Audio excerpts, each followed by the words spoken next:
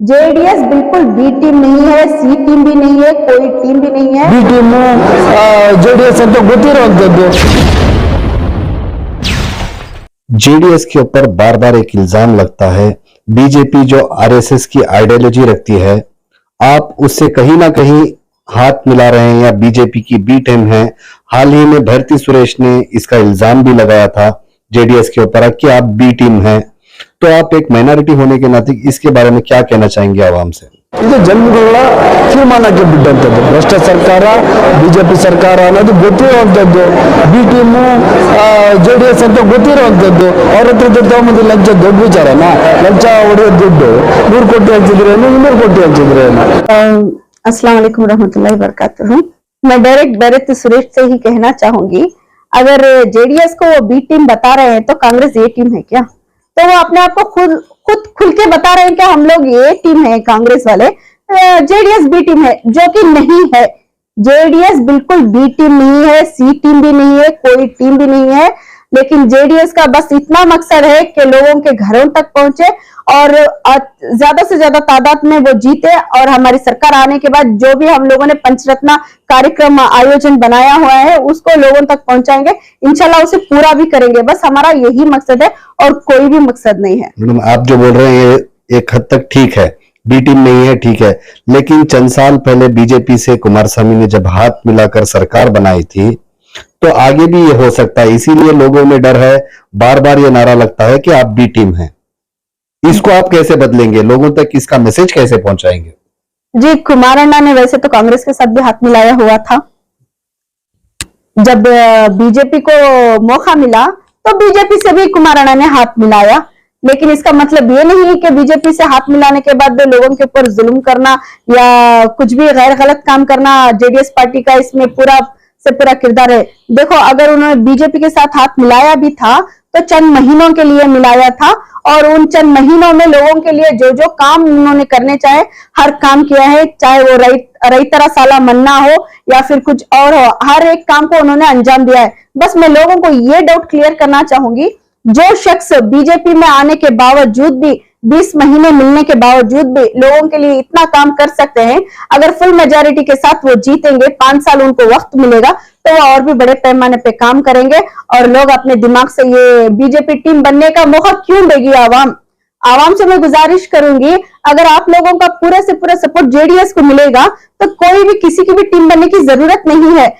हमारा JDS party का सिर्फ एक ही मकसद है कि हम लोग मेजॉरिटी से जीते और लोगों के सारे परेशानियां दूर करें, जो कि ऑलरेडी बहुत से कम टाइम में कर चुके हैं। और देवेगौड़ा साहब ने जो 9 टीएमसी पानी लाया हुआ है वो किसने लाया? जेडीएस पार्टी से देवेगौड़ा जी ने लेके आए हैं।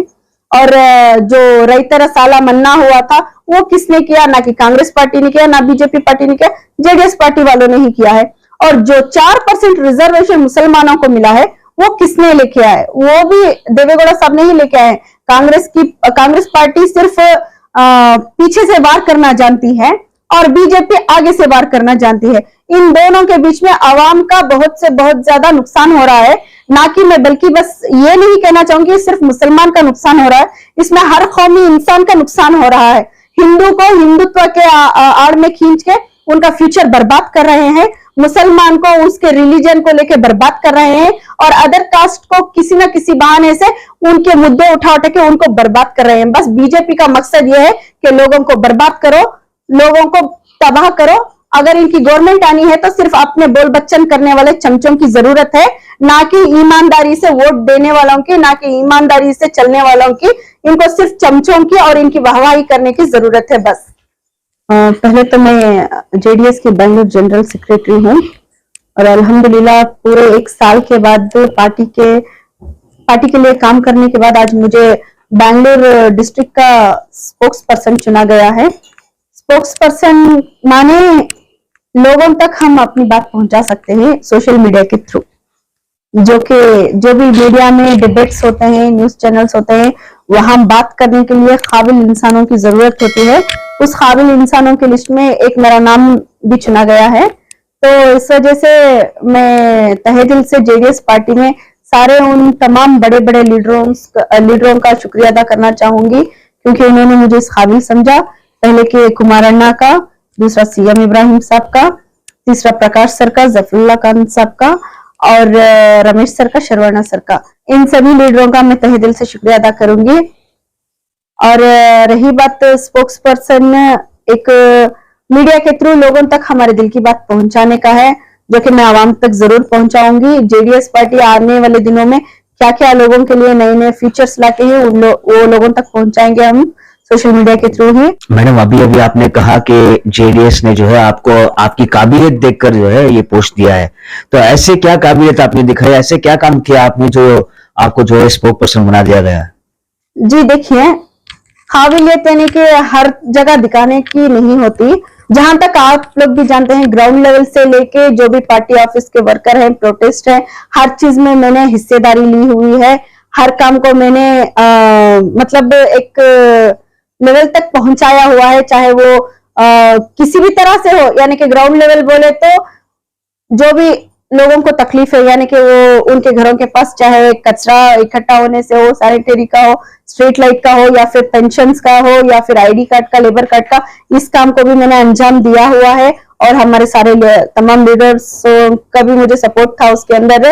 और इसमें सबसे बड़ा मुद्दा ये है कि मैंने पार्टी के हर प्रोटेस्ट में मैं शामिल होके हूँ उस प्रोटेस्टों में, और जो भी पार्टी की तरफ से मुझे जो भी काम सौंपा गया है उस काम को मैंने मुकम्मल किया है।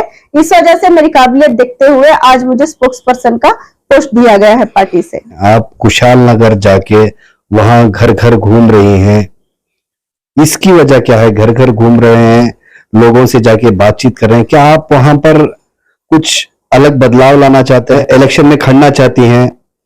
किस वजह से आप घर घर घूम रहे हैं वहां पर? जी, आपका सवाल बिल्कुल सही रहा।